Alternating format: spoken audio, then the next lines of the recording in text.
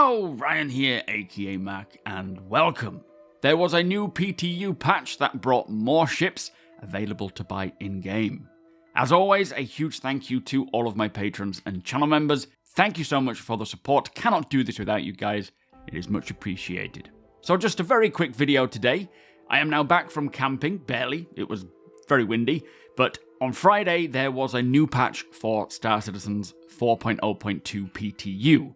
And this brought with it new ships to buy from in-game shops, which we will get to in a second. These will become available on the Persistent Universe when it goes live. But before we get to that, there was a small update regarding the flight model and its ongoing work. So in reference to what we saw at CitizenCon in 2023 with the control surfaces for the Gladius, it was said that this is not an isolated feature but part of a much larger update to the flight model which is currently ongoing. So essentially saying that the control surfaces are not something that they can just release incrementally or on its own. It has many of the facets to it that will need to come along at the same time.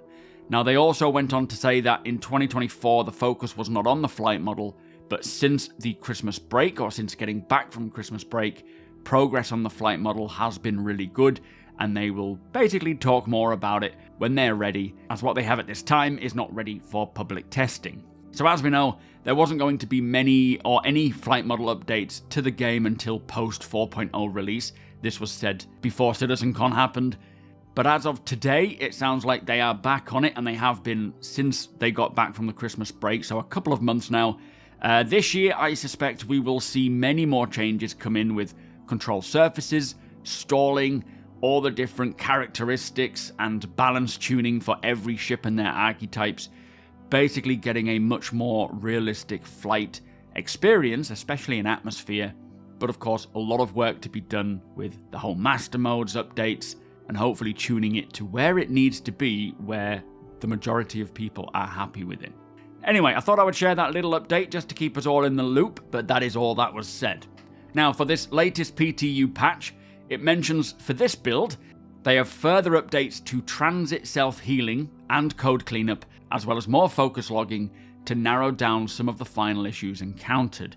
Plus, further work has gone in to help with long load times, and they suspect there is more to go, but they are working to reduce them. So great to see them continuing to tackle the very worst offender, which is the transit issues. And as it states, focusing their logging to narrow down some final issues. So they must be getting to the point now where they feel they have almost got all of the issues with the transit system, which is such a relief. Whether any of this is the actual transit refactor or if it is just band-aiding for now, I don't know. But hopefully going forwards, things will be a lot smoother in the transit area. Now for updates in ships and vehicles, they have added 3 new ships into the Persistent Universe to be bought from in-game shops, being the Zeus CL and ES, which are available at New Deal in Lawville, the ES being 4.4 million and the CL being 6.8 million Alpha UEC. Plus the Starlancer Max, which can now be found also at New Deal, but also Astro Armada in Area 18 Art Corp. No idea how much that ship is in-game, but do let me know in the comments. Regardless, it is always great to see them bringing ships into the PU to be purchasable with in-game currency rather than just real money. And once 4.0.2 goes to the live servers, then you will be able to pick them up in-game.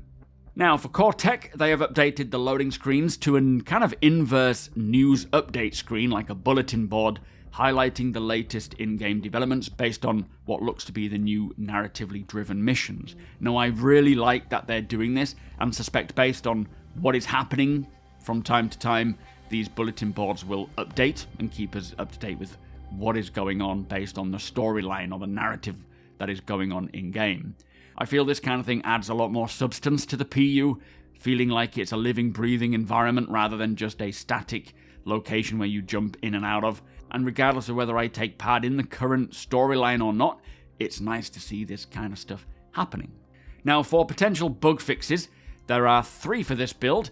The first one being for medical beacons, which should pay out now after completing them. Watcher's depot location should no longer be missing from Terminus and the star map, plus minables should no longer be labelled as John Doe on the scanning UI. Very interesting. Plus, there is one client crash fix. And then for known issues, there are currently 9 listed known issues, and only one of which is classed as a blocker, which also mentions that this blocker has only been left open until they are happy with the state of transit. Now, this is for the elevator panel buttons not functioning, but they also reiterate on the initial update mentioned earlier about lots more work being done on the code and cleanup side. So they are basically saying that they think they have got this issue resolved, but they want to test it a little further before they commit to moving this blocker issue into the potential fix list. So really happy to see that they are pushing hard to get the whole transit system up to snuff so that these issues are just a thing of the past. And here's hoping that it won't be long now until that is done. Plus, I do suspect that once they have these transit issues nailed, we may be looking at a potential live release. Anyway, there are also 6 critical issues like transit carriages not arriving, cargo disappearing from ships when players log out and back in even when the ship is stored, tutorial mission markers going missing, PvP missions not working, and party members not appearing on the star map, as well as 2 high-level known issues being players hitting into asteroids after exiting a jump point, and also failing a jump point will displace the player far away from the gateway station, which is quite odd because they said a while back that when you fail a jump point, it could potentially spit you out into the middle of nowhere, which I really like that idea, requiring a rescue and kind of giving a bit more of a consequence to not doing it right. So I'm not sure what is meant here, but I'm sure once it's resolved, we'll get more information on it. Anyway, that was the latest patch from Friday. I certainly expect to see quite a few more patches this week, and if they can get rid of these blockers completely, then we may be seeing a live release this week too. Although they would probably want to get more of these critical bug fixes done and away before they release it. But they are progressing well, and as we are almost at the end of the month, I think a live release is going to be imminent anyway. But with that said, I hope you all had a great weekend. I certainly did, camping in strong winds and rain. By all means, come and hang out over at twitch.tv/SuperMacBrother or here live on YouTube. I will be live later today, talking further about Star Citizen, about camping, and maybe even jumping into the game as well, see how we feel. But if you do enjoy my videos, please do consider subscribing and helping the channel to grow. Hit the thumbs up if you don't mind, it does the channel a big favour. Tick that notification bell if you'd like to be notified when my videos go live. Again, a huge thank you to my patrons and channel members. Cannot do this without you guys, so thank you for the support. Thank you for watching, and I'll see you in the next one.